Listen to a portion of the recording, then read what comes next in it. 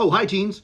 All right, buckle up. Today, we're diving into one of the craziest assassination attempts in American history, starring none other than Andrew Jackson, president at the time, and a guy named Richard Lawrence, who clearly needed a hobby other than assassinations. All right, so picture this. It's 1835, and old Hickory, aka Andrew Jackson, is strutting out of a funeral, all presidential-like.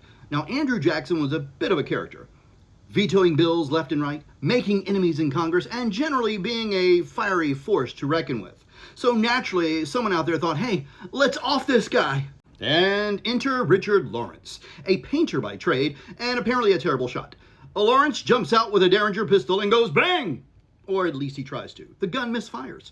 Not to be deterred, Lawrence whips out another pistol. Surely lightning won't strike twice, right? Wrong. Boom. Misfire number 2. At this point, Andrew Jackson has had quite enough. He's not just any president, you see. He's a brawler, too. So he charges Lawrence and shouting, "Let me alone! I know where this came from!" and starts whacking the guy with his cane. He stomped a mud hole in him and he walked it dry.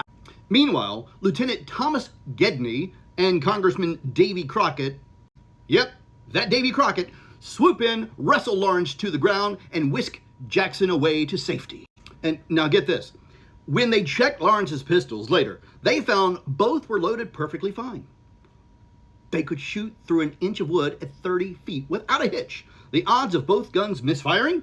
A cool 125,000 to 1. Whoa! Richard Lawrence must have been the unluckiest assassin in history, or Jackson the luckiest president in history. So what is the takeaway here? Well, Andrew Jackson was a tough nut to crack, both literally and figuratively.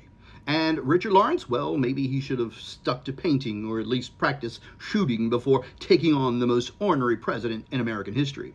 And that, my friends, is why history is sometimes way stranger than fiction. Want to know more? Look it up. Do some research. Read a friggin' book.